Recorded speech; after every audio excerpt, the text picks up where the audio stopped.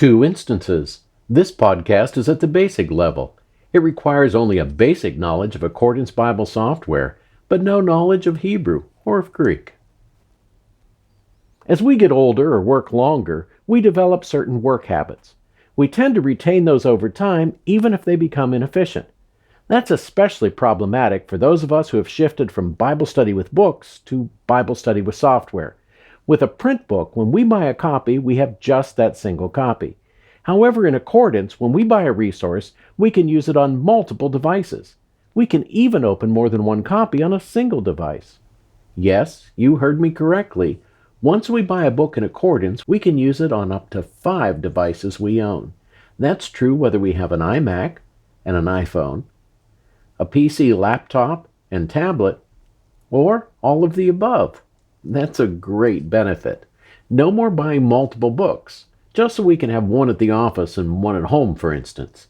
However, the rest of today's podcast discusses an additional benefit: having 2 or more copies of the same resource open on the same device. We call this opening multiple instances, and it's a surprisingly useful technique. Once upon a time, we had to buy a different book for every place we wanted to use one, or live with the hassle of moving it back and forth every time we shifted. Even if we had more than one copy of a book, we rarely had more than a single copy in a single place. That meant we often had to bookmark different places of interest in our books when we were researching, with our fingers if nothing else was available. This technique enabled us to flip back and forth between pages. Unfortunately, it also meant tying up one hand, which meant that writing and drinking a cup of coffee, for instance, was out of the question. Trying to type with a single hand was an awkward exercise in frustration. Then came Accordance. It offers us a way to end those frustrations. Let's look at some examples and see just how. Examples. Suddenly, we could have multiple copies of a resource open at the same time. We can even have them open to different places or in different views. Here's a simple example. 2 copies of the English Standard Bible, one in normal view, as paragraphs with spaces in between, the other as a dynamic interlinear, with multiple other translations arranged in columns underneath each word. The green is our cross-highlighting at work, making it easy to switch between views. We can also open multiple copies of our popular info pane. Here, I've arranged the first to show just my commentaries, while the second shows everything else: cross-references, topics, and textual apparatus. How do we get 2 instances of the info pane? Just use Add Parallel and open it again. Commentaries are another resource where we can benefit from opening 2 instances. This example shows one open to the verse-by-verse commentary in a parallel pane. The other is in its own zone, where we can use its table of contents to access its articles, like the introductory material for a book. Prefer not to use instant details? Perhaps you missed the old book layout where the footnotes were at the bottom of the page. Just open 2 instances of any book. Open the first to the text, the second to the footnotes.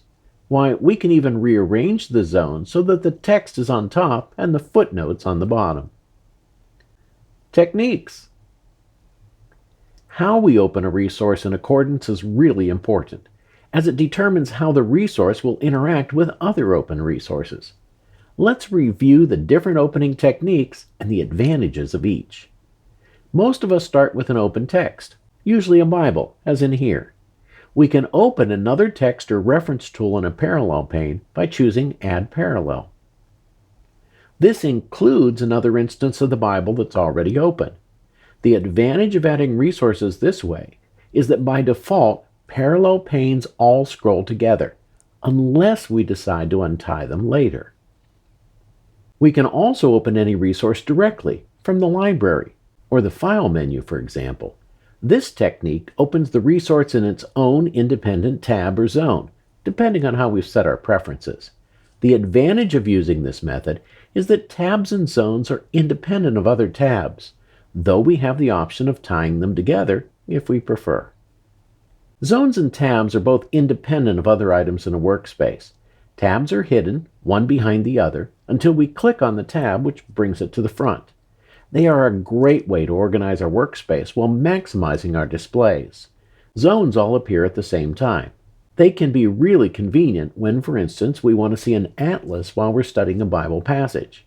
However, tabs can be transformed into zones and vice versa. To turn a tab into a zone, grab its title bar and drag it to a new location. A gray box will appear anywhere in the workspace where there's room for it. To transform a zone into a tab, grab its title bar and drag it into the tab area of another zone. Once again, a gray box will appear, smaller this time, which indicates where the tab will appear. There are also several ways to open a commentary from the info pane. A simple click on the commentary opens it in a parallel pane. Remember, parallel panes scroll together, though we can untie the scrolling using the Action menu here. A Command click Mac or Alt click PC on the cover opens it in its own tab or zone.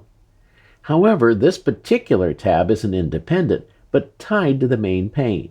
That means it will scroll with the main pane, the reverse of normal. We can tell by this button on the tab. If we prefer to untie it so it behaves like a normal zone, we can click it and choose Remove All Ties.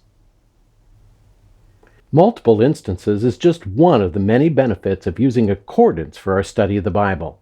If you'd like more helpful tips, check out more of our Lighting the Lamp podcasts or any of the other resources listed in the Accordance Help menu. This has been Dr. J for Accordance Bible Software. Thank you for watching this episode of Lighting the Lamp.